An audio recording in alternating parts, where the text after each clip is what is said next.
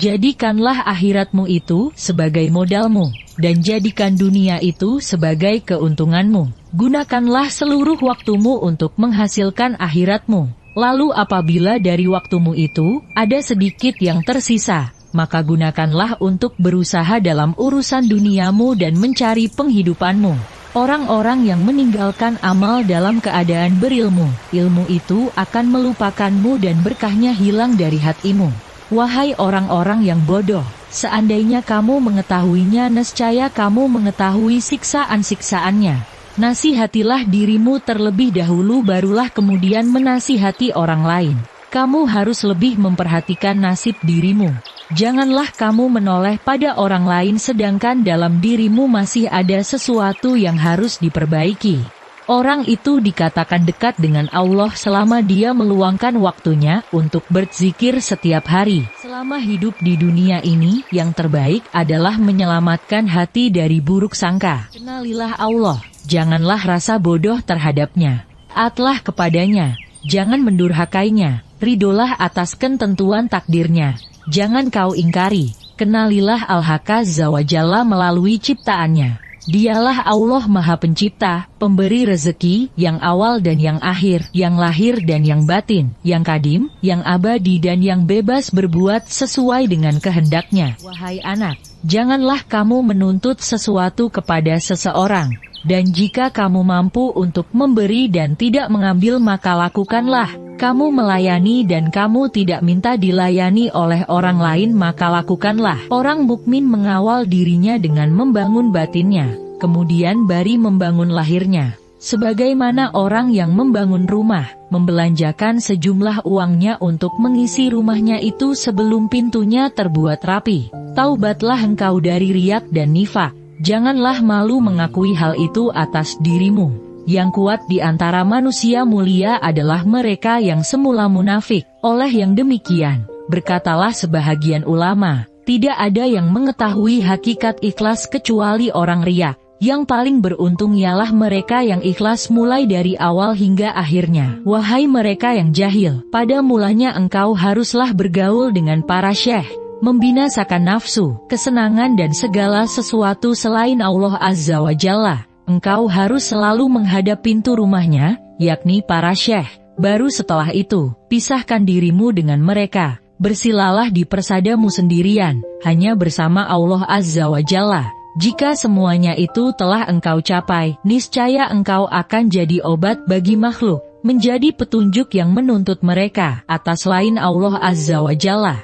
Teguhlah, beramallah, dan jangan lalai selama tali dengan dua ujungnya di tanganmu. Mohonlah pertolongan kepadanya atas sesuatu yang menjadikan kebaikanmu. Kenderailah nafsumu, jika tidak, ia akan mengenderai kamu. Nafsu itu tukang memerintahkan keburukan di dunia dan tukang mencela di akhirat. Janganlah bersusah payah untuk mendapatkan keuntungan dan jangan pula mencoba menghindarkan diri dari malapetaka. Keuntungan itu akan datang kepadamu jika memang sudah ditentukan oleh Allah untukmu, baik sengaja mencarinya maupun tidak. Malapetaka itu pun akan datang menimpamu, jika memang telah ditetapkan oleh Allah untukmu, baik kamu membencinya, maupun mencoba menghindarkannya dengan doa dan sholat atau menghadapinya dengan penuh kesabaran, karena hendak mencari keridhaan Allah. Janganlah kamu melihat amalmu, walaupun anggota-anggota badanmu bergerak untuk amal dan hatimu beserta zat yang mana amal itu ditujukan kepada Allah.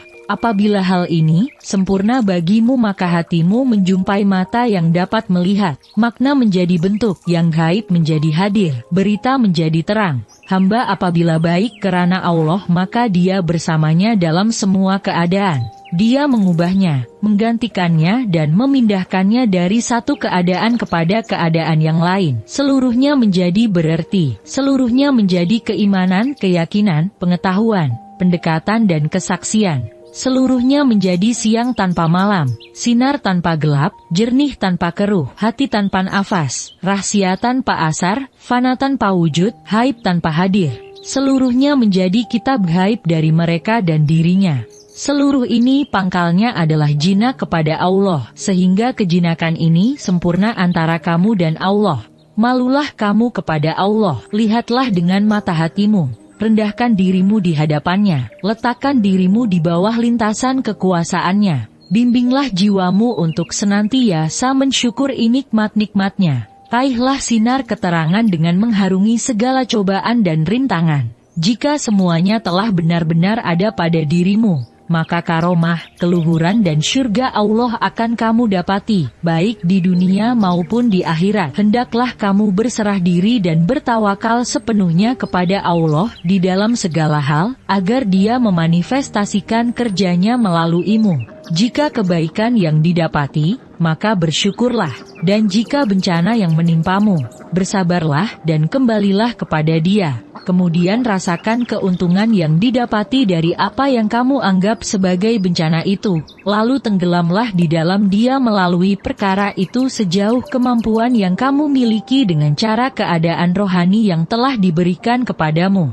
Orang yang zuhud itu berpuasa dari makan dan minum, sedangkan orang yang arif itu berpuasa tanpa diketahui. Puasa orang zuhud itu siang hari, sedangkan puasa orang arif itu siang dan malam. Ia tidak berbuka dari puasanya, sehingga ia bertemu Tuhannya. Orang yang arif itu puasa tahunan, selalu demam. Puasa tahunan dengan hatinya, demam dengan rahasianya. Dan ia tahu bahwa sembuhnya itu adalah dengan bertemu Tuhannya dan dekat kepadanya.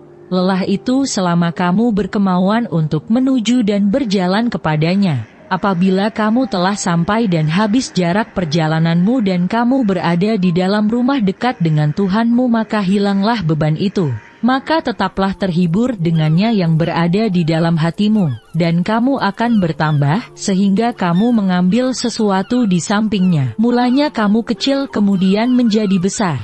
Apabila kamu sudah besar maka hati penuh dengan Allah, maka tidak ada jalan dan tidak ada sudut bagi hati untuk selainnya. Jika kamu ingin sampai kepada ini, maka jadilah kamu mengikut perintahnya, mencegah segala larangannya, berserah diri kepadanya dalam kebaikan dan keburukan, kaya dan fakir, mulia dan hina.